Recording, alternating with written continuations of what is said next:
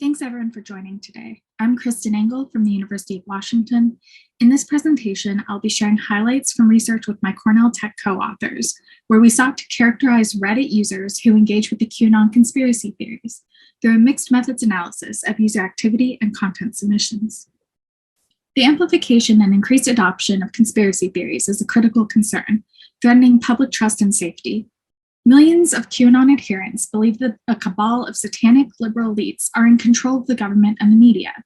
Their conspiracy beliefs have instigated harmful actions offline, such as participating in insurrections and kidnappings, and online, such as inciting violence and harassment.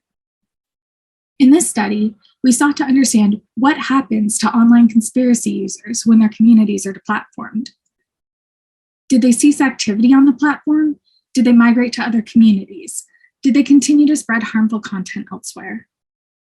Thanks to prior work, we understand how online communities foster the propagation of conspiracies such as QAnon, and how banning communities can mitigate harmful behavior in situ, but can lead to migration to other platforms where harmful behaviors intensify. To more completely comprehend the implications of moderation interventions on targeted communities and on other platform users, we need to investigate how participants in these deplatformed communities continue to engage on the platform. In this paper, we investigate how community deplatforming impacts participant engagement, spread, and influence on the platform by examining the Reddit activities of contributing authors in 19 banned QAnon subreddits, who we refer to as Q users. We ask, how do Q users engage with the platform, investigating activity patterns both before and after their communities were banned? We also ask, where do Q users engage, characterizing the types of communities with Q user submissions? And finally, how do Q users influence these online communities through examination of their moderating and posting activity outside of the banned subreddits? We use quantitative measurements and qualitative analysis to investigate these research questions. The paper details how we identified 13,000 Q users from banned subreddits. We considered the top 25% most prolific submission authors to be the most active and committed, calling them QAnon enthusiastic users. The remaining Q users we considered to be casual QAnon interested users. We followed the Q users to over 63,000 subreddits where we collected Q user moderation and posting activity, with over 2 million submissions and 10 million comments that occurred between October 2016, 1 year before the first Q drop, and January 2021, 3 days after President Biden's inauguration. We looked at Q users' posting activity to measure engagement across Reddit prior to the emergence of Q, after the subreddit bans, and the time between.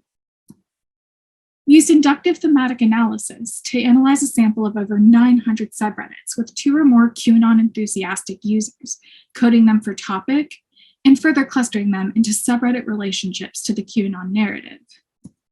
We also applied a labeling scheme to a sample of over 1,500 subreddit submissions in these subreddits to identify content-propagated harms.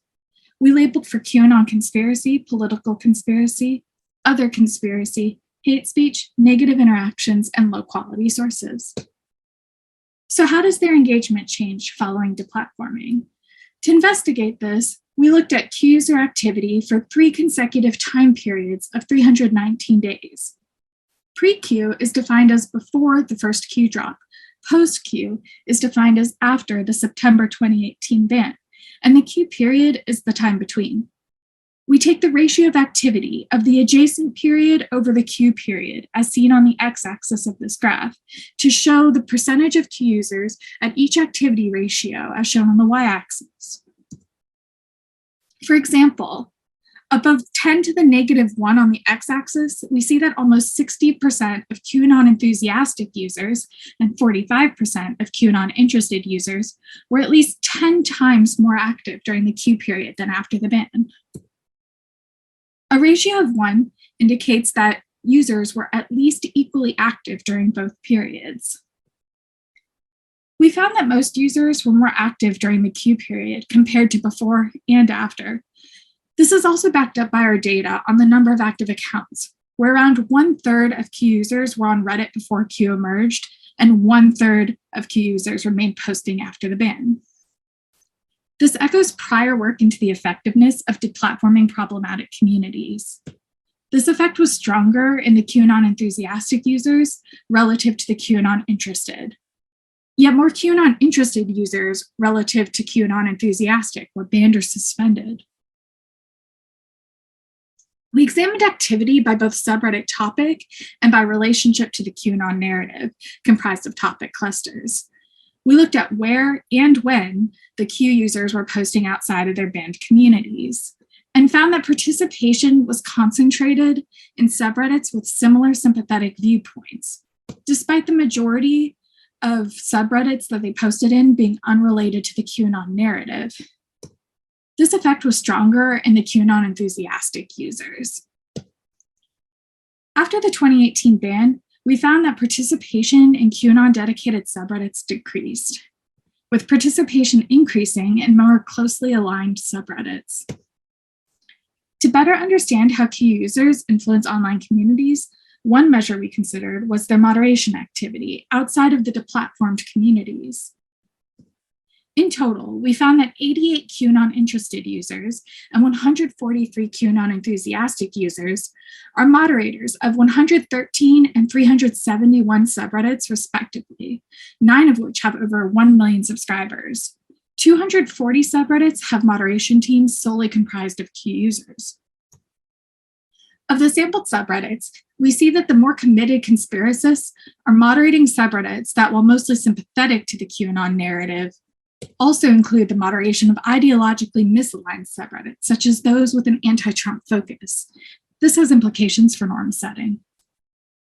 We also examined influence by looking at the content of Q user submissions to assess where and what kind of harms Q users are propagating outside of their communities.